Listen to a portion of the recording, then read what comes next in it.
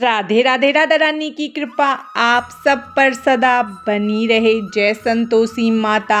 आज हम शुक्रवार की संतोषी माता की व्रत कथा को सुनेंगे। तो चलिए हम अपनी शुक्रवार की कथा शुरू करते हैं। इस व्रत को करने वाला कथा कहते या सुनते समय हाथ में गुड़ व भुने चने रखे सुनने वाला संतोषी माता की जय, संतोषी माता की जय मुख से बोलता जाए। कथा समाप्त होने पर हाथ का गुड़ और चना गौ माता को खिला देवे। एक बुढ़िया थी और उसके 7 पुत्र थे। 6 कमाते थे, एक निकम्मा था।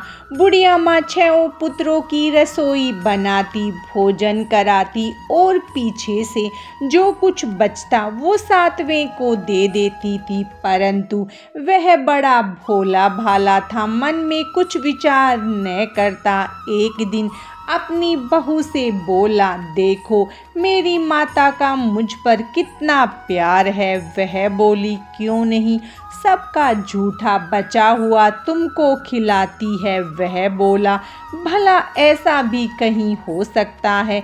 मैं जब तक अपनी आँखों से न देखूं मान नहीं सकता। बहू ने हंसकर कहा, तुम देख लोगे तब तो मानोगे। कुछ दिन बाद बड़ा त्योहार आया। घर में 7 प्रकार के भोजन और चूरमे के लड्डू बने। वह जांचने को सिर दर्द का बहाना कर पतला कपड़ा सिर पर ओढ़कर रसोई घर में सो गया और कपड़े में से सब देखता रहा। 6 भाई भोजन करने आए। उसने देखा माँ ने उनके लिए सुंदर सुंदर आसन बिछाए हैं, 7 प्रकार की रसोई परोसी है। वह आग्रह करके जिमाती है। वह देखता रहा। 6 भाई भोजन कर उठे। तब माता ने उनकी थालियों में से लड्डुओं के टुकड़ों को उठाया और एक लड्डू बनाया। जूठन साफ कर बुढ़िया माँ ने पुकारा, उठो बेटा, 6 भाई भोजन कर गए हैं, अब तू ही बाकी है, उठने कब खाएगा? वह कहने लगा, माँ मुझे भोजन नहीं करना है, मैं परदेश जा रहा हूँ। माता ने कहा, कल जाता है सो आज ही जा। वह बोला, हाँ आज ही जा रहा हूँ।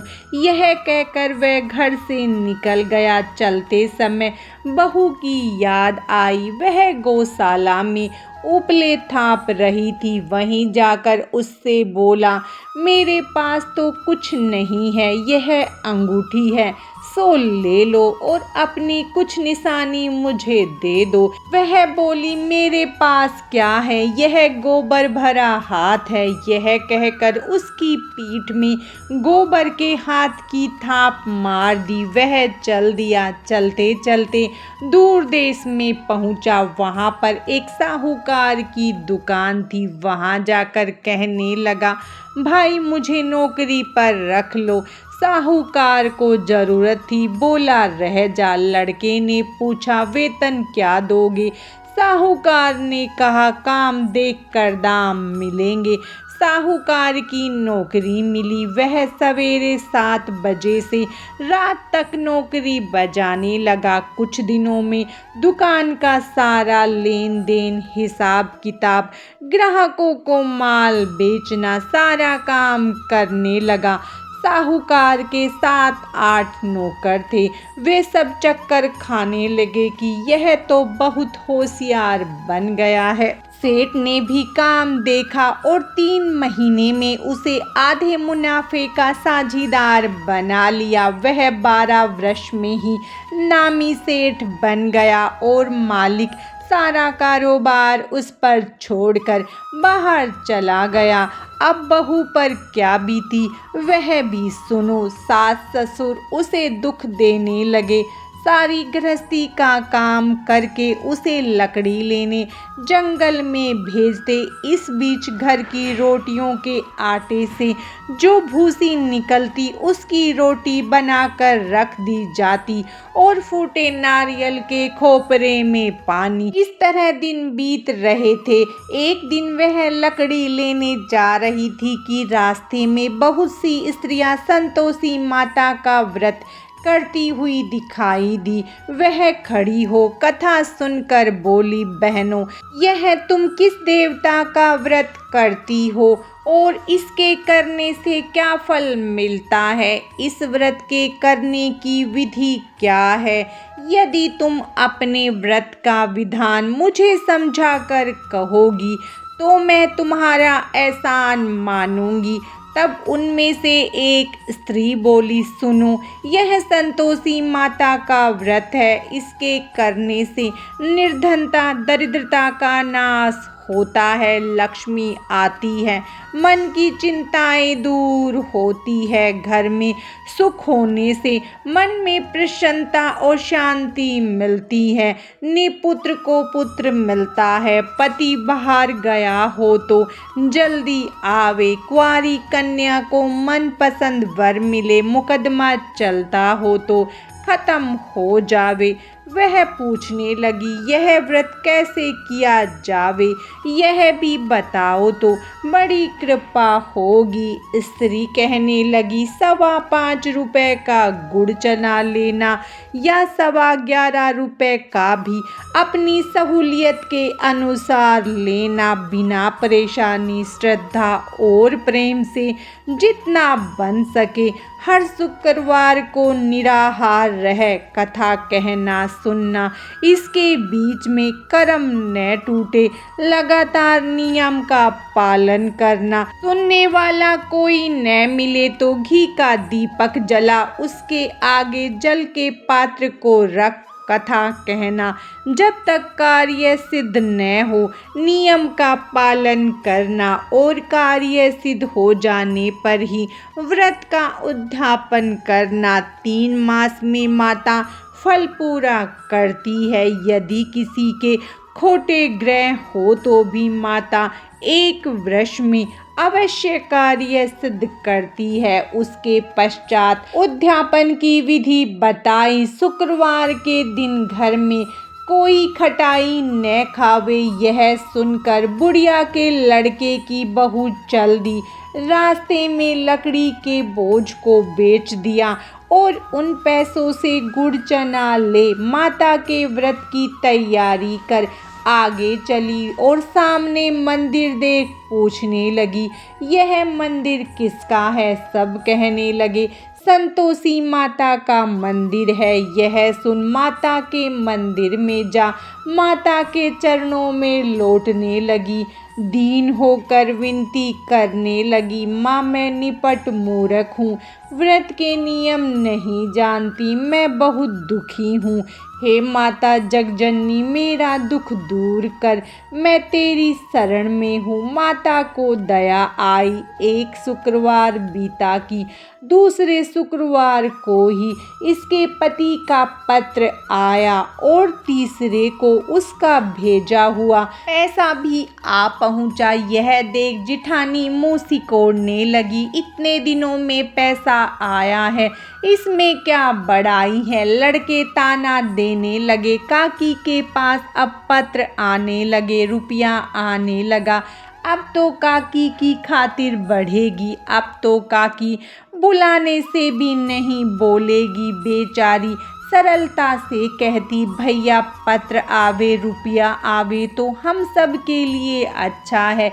ऐसा कहकर आंखों में आंसू भरकर संतोषी माता के मंदिर में आ मातेश्वरी के चरणों में गिरकर रोने लगी। माँ मैंने तुमसे पैसा नहीं मांगा, मुझे तो अपने सुहाग से काम है, मैं तो अपने स्वामी के दर्शन मांगती हूँ। तब माता ने प्रसन्न होकर कहा, जा बेटी तेरा स्वामी आएगा। यह सुन वह खुशी से बावली होकर घर में जा काम करने लगी। अब माँ संतोषी विचार करने लगी, इस भोली पुत्री को मैंने कह तो दिया तेरा पति आवेगा, पर आवेगा कहाँ से? वह तो सपने में भी इसे याद नहीं करता, उसे याद दिलाने मुझे जाना पड़ेगा। इस तरह माता बुढ़िया के बेटे के पास जा सपने में प्रकट हो कहने लगी, साहूकार के बेटे सोता है या जागता है? वह बोला, माता सोता भी नहीं हूँ, जागता भी नहीं हूँ, कहो क्या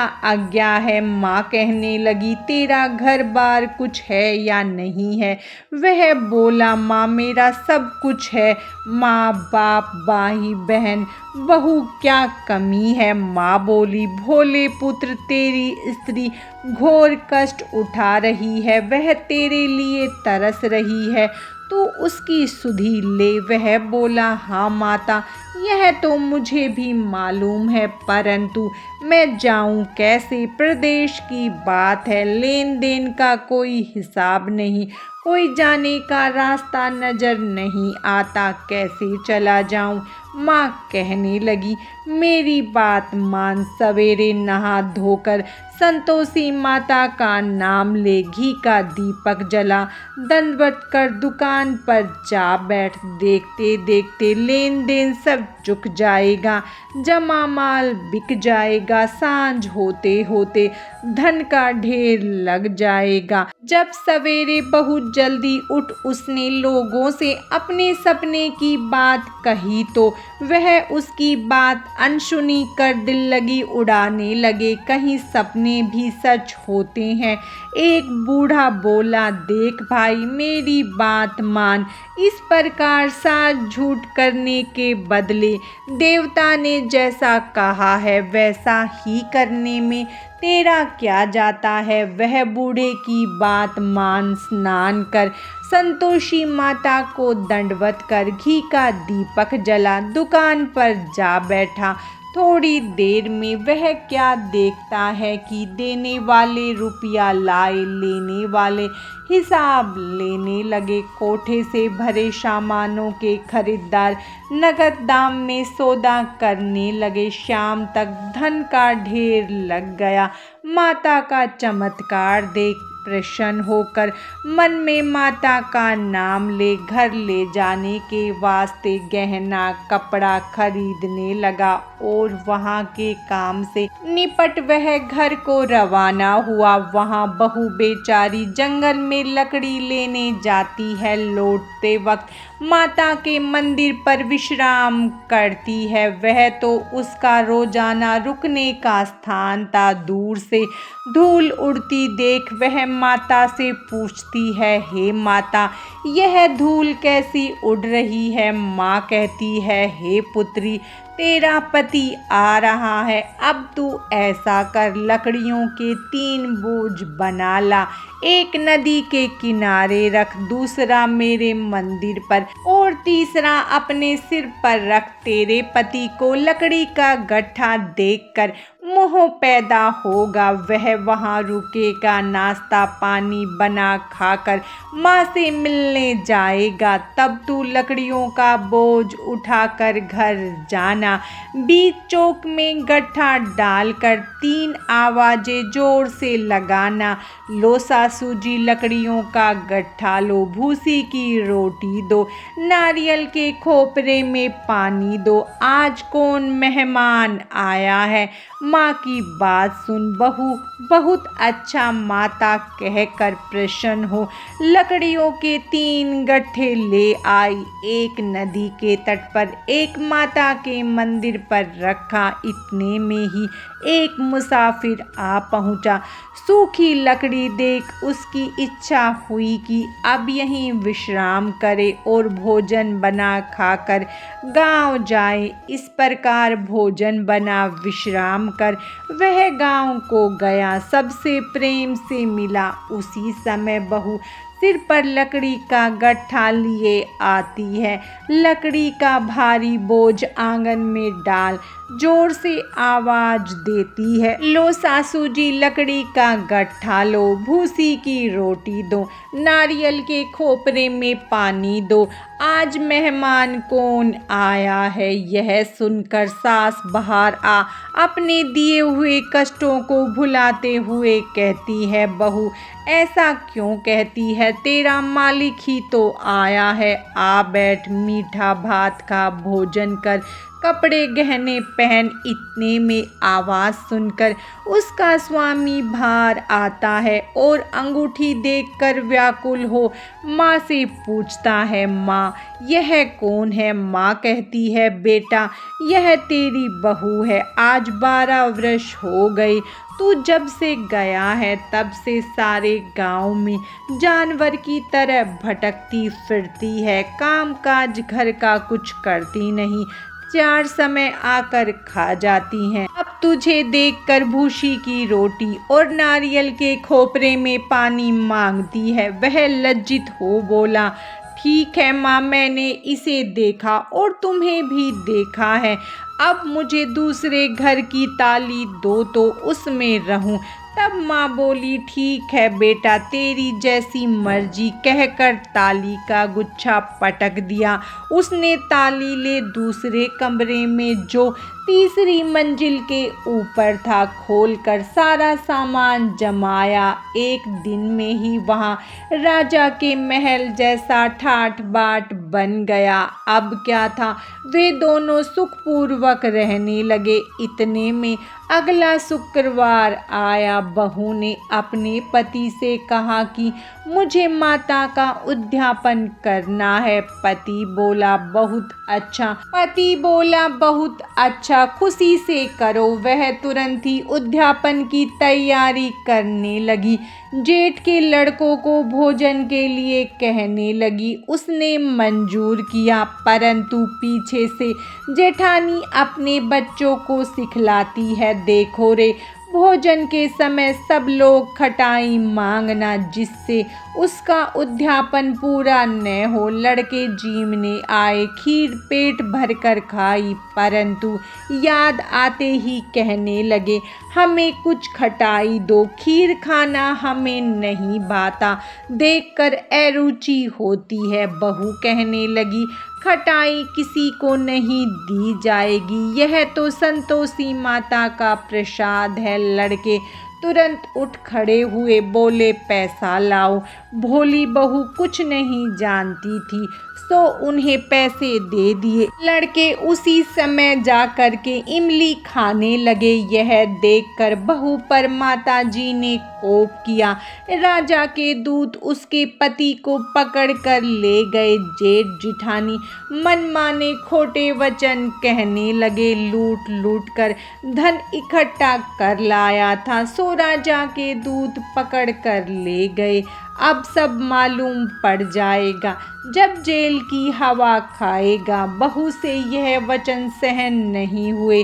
रोती रोती माता के मंदिर में गई। हे माता, तुमने यह क्या किया? हंसाकर अब क्यों रुलाने लगी? माता बोली, पुत्री, तूने उद्यापन करके मेरा व्रत भंग किया है। इतनी जल्दी सब बातें भुला दी। वह कहने लगी, माता, भूली तो नहीं हूँ, न कुछ अपराध किया है। मुझे तो लड़कों ने भूल में डाल दिया, मैंने भूल से उन्हें पैसे दे दिए, मुझे क्षमा कर दो माँ। माँ बोली, ऐसी भी कहीं भूल होती है? वह बोली, माँ मुझे माफ़ कर दो, मैं फिर तुम्हारा उद्यापन करूँगी। माँ बोली, अब भूल मत करना। वह बोली, अब न होगी। अब बतलाओ वह कैसे आवेंगे? माँ बोली, जा पुत्री, तेरा पति तुझे रास्ते में ही आता मिलेगा। वह घर को चली। राह में पति आता मिला। उसने पूछा, तुम कहाँ गए थे? तब वह कहने लगा, इतना धन कमाया था, उसका कर राजा ने मांगा था, वह भरने गया था। वह प्रसन्न हो बोली, भला हुआ, अब घर चलो। कुछ दिन बाद फिर शुक्रवार आया। वह बोली, मुझे माता का उद्यापन करना है। पति ने कहा, करो। वह फिर जेठ के लड़कों से भोजन को कहने गई। जिठानी ने तो 1-2 बातें सुनाई और लड़कों को सिखा दिया कि तुम पहले से ही खटाई मांगना। लड़के कहने लगे, हमें खीर खाना नहीं भाता, जी बिगड़ता है। कुछ खटाई खाने को देना। वह बोली, खटाई खाने को नहीं मिलेगी, आना हो तो आओ। वह ब्राह्मण के लड़के ला भोजन कराने लगी। यथाशक्ति दक्षिणा की जगह एक एक फल उन्हें दिया। इससे संतोषी माता प्रसन्न हुई। माता की कृपा होते ही 9वें मास उसको चंद्रमा के समान सुंदर पुत्र प्राप्त हुआ। पुत्र को लेकर प्रतिदिन माता जी के मंदिर में जाने लगी। माता ने सोचा कि यह रोज आती है, आज क्यों न मैं इसी के घर चलूं, इसका आसरा देखूं तो सही। यह विचार कर माता ने भयानक रूप बनाया। गुड़ और चने से सना मुख, ऊपर सूंड के समान होठ, उस पर मक्खियां भिन भिना रही थी। दहलीज में पांव रखते ही उसकी सास चिल्लाई, देखो रे, कोई चुड़ैल डाकनी चली आ रही है, लड़को इसे भगाओ नहीं तो किसी को खा जाएगी। लड़के डरने लगे और चिल्लाकर खिड़की बंद करने लगे। बहू रोशनदान में से यह सब देख रही थी। प्रसन्नता से पगली होकर चिल्लाने लगी, आज मेरी माताजी मेरे घर आई है।